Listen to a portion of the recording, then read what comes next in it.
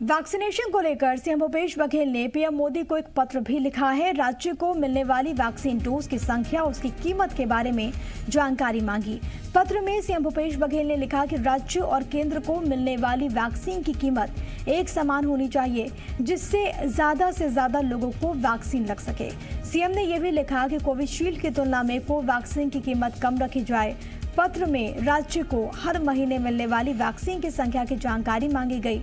बताते चले कि पूरे देश के साथ प्रदेश में भी 1 मई से 18 साल से अधिक उम्र के लोगों को वैक्सीन लगना है और इसी को लेकर सीएम ने पीएम मोदी से वैक्सीन की कीमत और राज्य को मिलने वाली संख्या की जानकारी मांगी।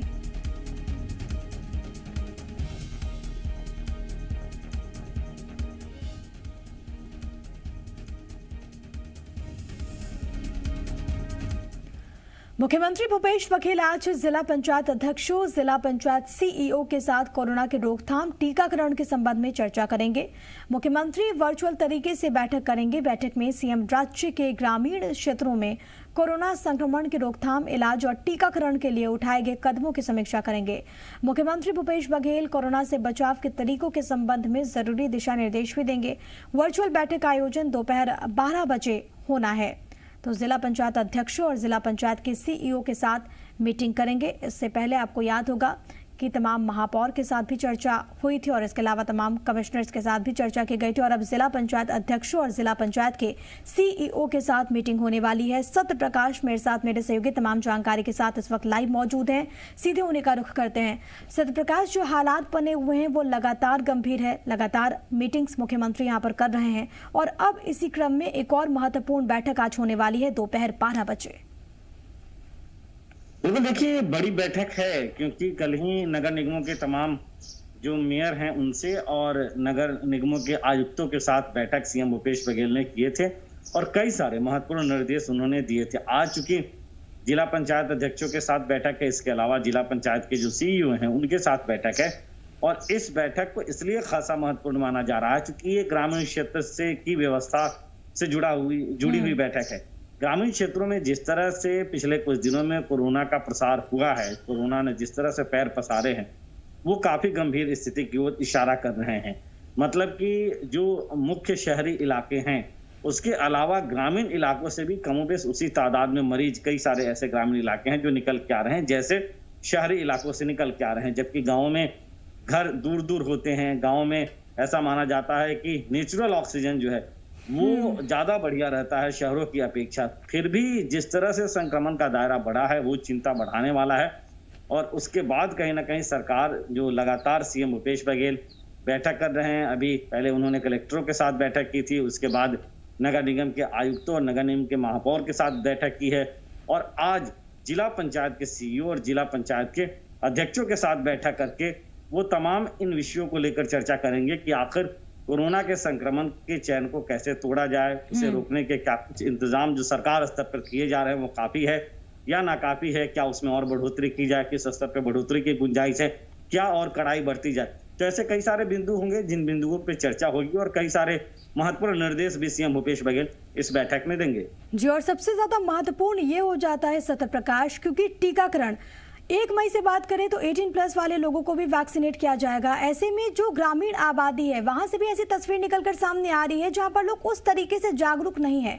ऐसे में इस वैक्सीनेशन अभियान को किस तरीके से सफल किया जाए, इसको लेकर भी इस दौरान चर्चा, जिसमें कोई दो राय नहीं है क्योंकि जिस तरह से तमाम बिंदुओं पे चर्चा बैठकों में हो रही है और कल की भी बैठक में जो नगर निगम के आयुक्तों और नगर निगम के महापौरों के साथ बैठक हुई है सीएम भूपेश बघेल की, उसमें भी इन तमाम बिंदुओं को लेकर भी चर्चा हुई।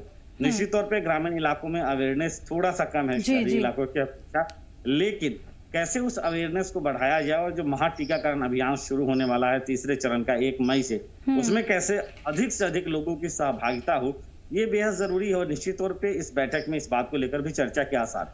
ठीक है सत्य प्रकाश, नजर बनाए रखेगा, आपसे आगे भी अपडेट लेंगे। फिलहाल के लिए बहुत शुक्रिया आपका तमाम बातचीत और तमाम जानकारी के लिए। आगे बढ़ते हैं। कोरोना महामारी को लेकर सीएम भूपेश बघेल ने अधिकारियों के साथ वर्चुअल बैठक की और कोरोना से लड़ने के लिए अधिकारियों को जरूरी दिशा निर्देश दिए। इस दौरान सीएम ने महापौर निधि और पार्षद निधि को कोरोना संक्रमण रोकने और उपचार की व्यवस्था में खर्च करने के निर्देश दिए। सीएम ने गरीबों को 2 महीने का एक साथ राशन उपलब्ध कराने, संक्रमितों को कोरोना किट उपलब्ध कराने की बात अधिकारियों से कही।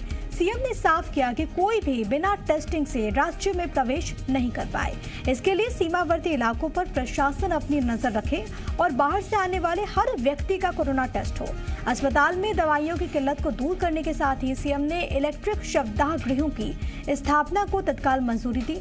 वहीं सीएम ने राजनांदगांव मेडिकल कॉलेज में अव्यवस्थाओं की शिकायत को लेकर अपर मुख्य सचिव स्वास्थ्य को कार्रवाई करने के निर्देश दिए। सीएम बघेल ने लॉकडाउन का सख्ती से पालन कराने, सब्जी फल जैसी आवश्यक सामान की डोर टू डोर सप्लाई कराने के निर्देश अधिकारियों को दिए, जिससे कोरोना संक्रमण को रोका जा सके।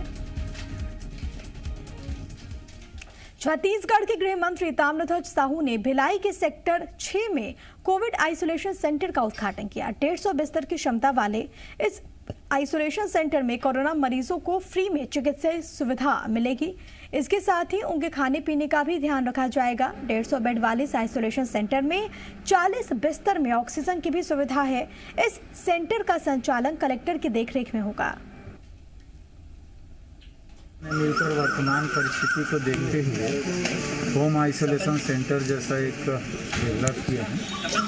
मुझे जानकारी दी गई पिछले बार इसको तैयार किया गया था, पर इसका उपयोग नहीं हुआ था। हाल भी अच्छे हैं, कमरे भी अच्छे हैं। 150 बेड का है और लगभग 40 बेड में ऑक्सीजन की भी व्यवस्था कर रहे हैं। रायपुर के महापौर एजाज ढेबर ने सीएम भूपेश बघेल से कोविड केयर सेंटर को अस्पताल में तब्दील करने की मांग की।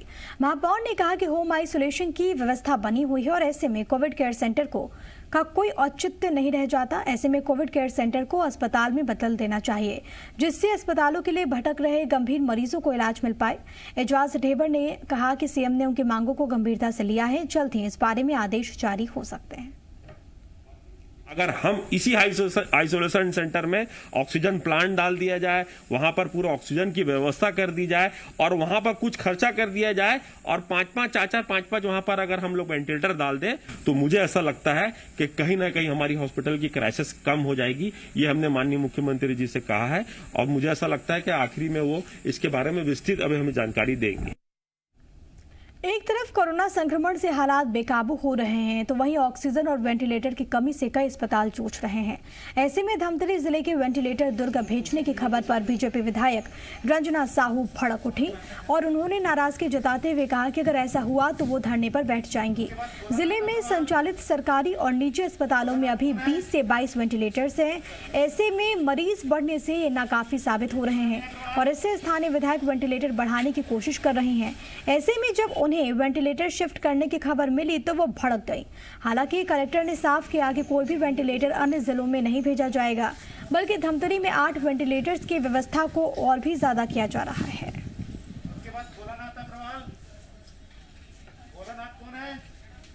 8 वेंटिलेटर अभी 23 तारीख तक हमारे ज़िले में आपूर्ति होगी और 24 तक मैं उम्मीद करता हूं कि वो भी चालू हो जाएगा।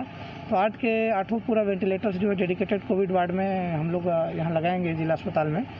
तो उससे हमारे यहाँ जो है थोड़ा वेंटिलेटर्स का जो शॉर्टेज है अभी, वो भी शॉर्टेज खत्म होगा और अगर 300 ऑक्सीजन सिलेंडर्स आ जाते हैं तो जिले में पर्याप्त ऑक्सीजन बेड भी हो जाएगा और मरीजों का इलाज भी संभव हो जाएगा।